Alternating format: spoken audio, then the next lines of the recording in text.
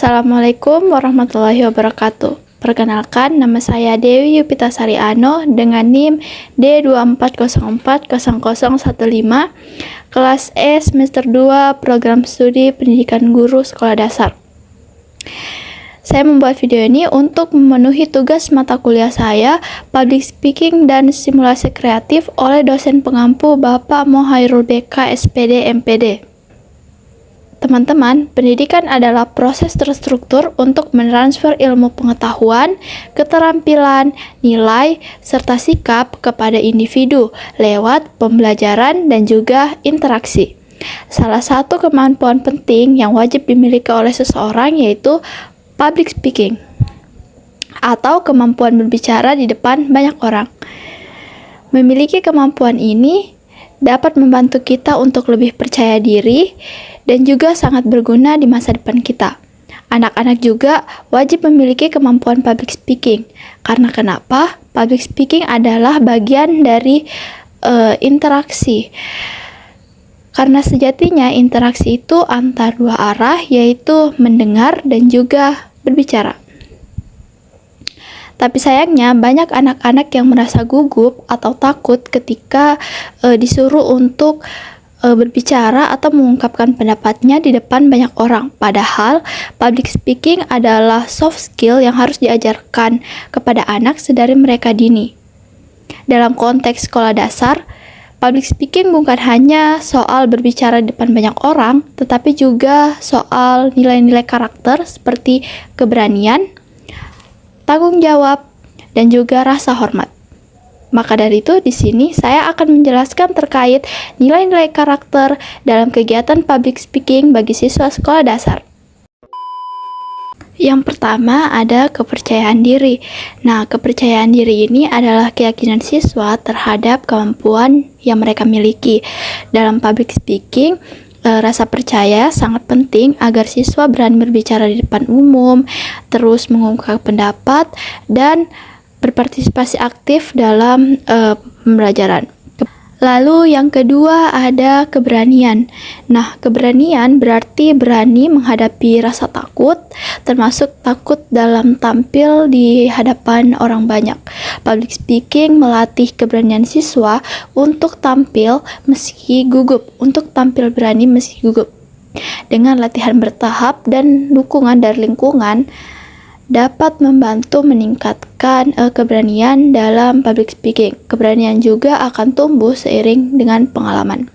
Yang ketiga ada tanggung jawab. Dalam public speaking, siswa diajarkan untuk bertanggung jawab atas persiapan materi, penyampaian yang baik, dan juga sikap saat tampil. Mereka harus belajar menyelesaikan tugas tepat waktu dan serius dalam setiap presentasi. Ini bisa ditanamkan melalui penugasan individu, jadwal presentasi yang jelas, serta refleksi diri. Nah, yang keempat ada nilai kejujuran. Kejujuran adalah menyampaikan informasi yang benar dan tidak menyesatkan. Siswa yang jujur saat berbicara akan dipercaya oleh audiens. Nilai ini ditanamkan lewat pembiasaan serta sikap terbuka. Nah, nilai kejujuran ini ditanamkan bisa lewat pembiasaan sikap yang terbuka, guru sebagai teladan, dan evaluasi reflektif yang mendorong siswa menyampaikan isi dengan integritas. Lalu yang kelima ada disiplin. Disiplin berarti kemampuan siswa untuk mempersiapkan sendiri materi secara konsisten, menghargai waktu, dan mematuhi aturan dalam presentasi. Siswa yang disiplin akan berlatih dengan teratur dan menunjukkan tanggung jawab. Ini bisa dibentuk dengan jadwal latihan, tugas bertahap, serta pemberian penghargaan bagi siswa yang menunjukkan kedisiplinan tinggi. Selanjutnya ada kerjasama. Saat public speaking dilakukan secara berkelompok. Jadi siswa belajar berkoordinasi, membagi tugas, dan menyatukan ide. Hal ini mengajarkan kolaborasi dan saling menghargai. Dapat dibangun melalui proyek diskusi, tugas kelompok terbuka, serta evaluasi tim untuk memperbaiki kekompakan. Selanjutnya yang ketujuh ada kepedulian sosial.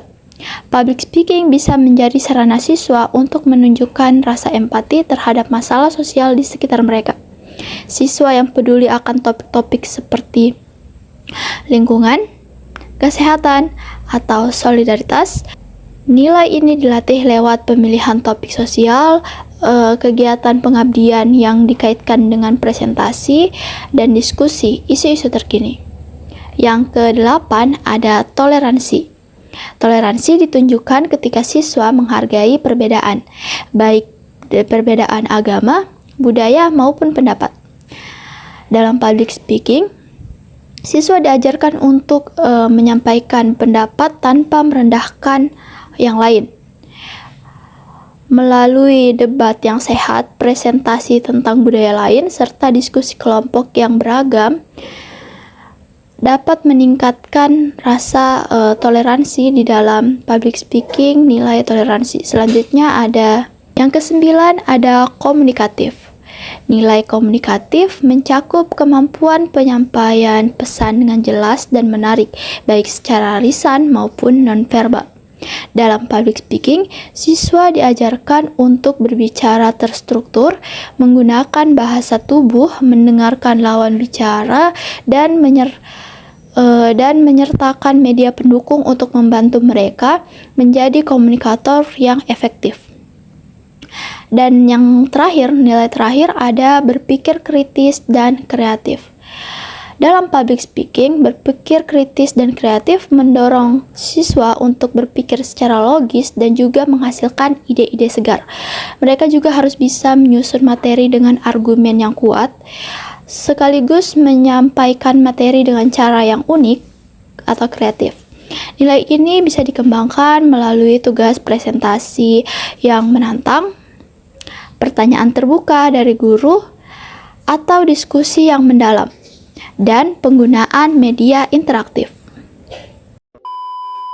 Adapun beberapa strategi yang dapat diterapkan untuk mengembangkan nilai-nilai karakter dalam public speaking adalah yang pertama, latihan terstruktur. Jadi latihan terstruktur ini maksudnya guru memberikan siswa tugas yang dimana tugas tersebut nanti akan dipresentasikan di depan kelas di hadapan teman-teman. Jadi sebelum siswa berbicara di depan banyak orang, di depan publik, sebaiknya siswa diajarkan dulu untuk berbicara di depan teman-temannya agar rasa atau nilai keberanian dan juga percaya diri itu tumbuh perlahan-lahan di dalam ruang lingkup kelas. Yang kedua ada umpan balik positif dari guru dan teman-teman. Jadi guru dan juga teman-teman nantinya akan memberikan respon atau umpan balik yang baik, respon yang positif kepada siswa-siswanya atau teman-temannya yang maju presentasi di depan kelas. Tujuannya agar siswa tersebut menjadi semangat dalam mengembangkan latihan berbicaranya di kemudian hari. Yang ketiga ada simulasi dan role play, di mana siswa diberikan tugas bermain peran yang dimana nantinya mereka akan mengembangkan kemampuan membaca dan juga interaksi antar sesama teman dan dapat meningkatkan kepercayaan diri. Lalu yang keempat adalah menentukan jadwal presentasi. Nah, jadi misalnya guru memberikan tugas minggu ini, guru akan menyampaikan bahwa minggu selanjutnya mereka harus mempresentasikan tugas tersebut di depan kelas. Tujuannya agar anak-anak ini mempersiapkan materinya dengan baik dan juga mempersiapkan diri untuk berlatih berbicara di depan kelas nantinya.